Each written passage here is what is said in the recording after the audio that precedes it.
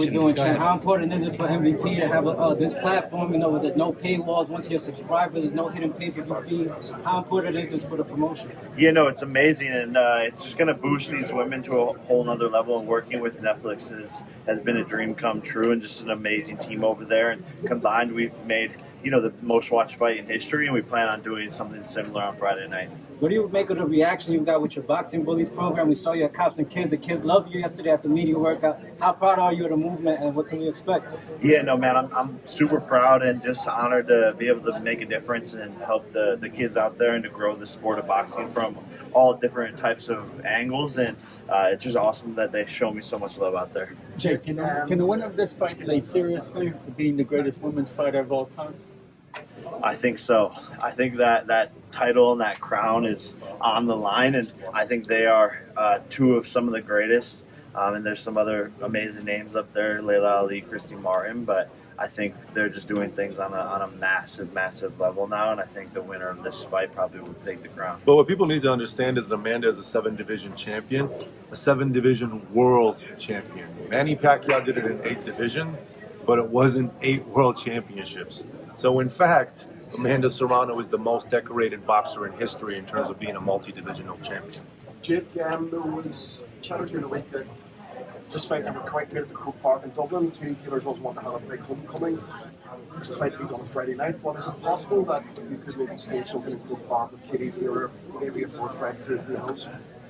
We'll see. I think there's issues with making it happen over there. I think there's a lot of politics involved, but I think we've been trying and attacked it from all angles. But obviously that would be great. And if Katie keeps fighting, there's plenty of MVP women for her to fight. Alicia, Amanda, she can fight everybody and anyone. So there's a lot of super fights to be made. Look, it depends on where Katie's career goes, right? So obviously she works with Matchroom, and we understand that. Would we like to make Katie versus Chantel at Croke Park summer of 2026? Absolutely. As Jake said, it's not an easy process, lots of hurdles. Jake would have to be very involved in that multi-country communication and interaction with our government and their government to make it happen. We very much like Katie Taylor and Chantel Cameron. You've got your own career to concentrate on as well. What is it that makes Friday night so important to you for the female fighters at the Garden live on Netflix? Yeah, I mean, I've pretty much accomplished everything I wanted to accomplish in my career. There's only a few things left, and it's been such an early age, but I've been working at it for 15 years. And so it's not just the same feeling when I accomplish something anymore. I think I get a better feeling from helping other people and giving back, and it's a larger purpose for me in my life. And so to me, it's something special deep inside me that makes me happy. It's amazing for women's boxing. We've worked a long time back in the UK to build these fighters, but this is just taking it to another level. Yeah, thank you, man. This is how we do it the MVP way. Nakisa, you said in your interview with Ariel Helwani during the week, you said deep down, Katie and Amanda don't really like each other. Could you expand on that? How could they like each other? They have been in 2 of the biggest wars in boxing history. They can't go anywhere without hearing the other's name. It's almost like their existence, 7-division champion, Olympic champ, 2-division undisputed champion, but all you hear is the other person's name. So they need to settle it once and for all. Katie can say she doesn't need this as bad as Amanda does, but I don't think Katie wants to walk around and hear boos every time someone says, hey, you beat Amanda Serrano. And definitely Amanda Serrano wants to get the W on paper. And when you're next to them in person, they're kind of respectful, but you could just feel the hate deep down. And Katie said out there, she said, MVP are against her.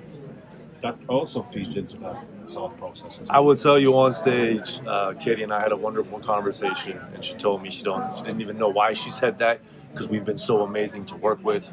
We've given her an unbelievable platform and opportunity. And also, I asked Katie out there, the fight has been fixed at £136. It should be at £140. Is there a reason for that? Amanda finds it very difficult to make weight. Amanda's walking around right now at 136 pounds, and she's been eating for 4 months straight. She's fought as low as 115 pounds. So she's technically coming up 7 divisions, right, in a class that she's been a champion to fight Katie Taylor. Nakisa, you spoke with much passion up there. Do you really believe this trilogy will go down as one of the greatest ever in boxing history? I don't have to believe it. Everyone knows it. The Independent, one of the biggest publications in the UK, put out an article today that was sent to me. Thank you, Michael Goldberg, that said this is as important as Messi versus Ronaldo, the two biggest athletes in the world from any metric that you want to look at. That's all there is to it. Nakisa, when you first linked up with Jake, is this what you envisioned, or is it bigger than what you could possibly have dreamed of working together? I think the first time I met Jake Paul, I didn't know who he was, and he said, I have this dream. I want to be a champion. I want to give back to fighters, right? And then he wanted to do a bunch of other stuff as well at that point in time. And I was like, wow, this kid is crazy, because this is not possible. We worked together for a little bit, for about a year. And then after his fight with Ben Askren, who, you know, we hear is feeling better, and we're thrilled to hear that, we sat down and we said, we need to do this ourselves. We can do it better than other promoters. We can create a company. He came up with the name Most Valuable Promotions. And did I think it would get this big this quick? No. But did I think that we had the ability to disrupt and do things that would capture the imagination of the youth, which is where he's powerful, not just Gen Z, but a Gen Alpha? Absolutely. Thank you. Sorry, we got to go.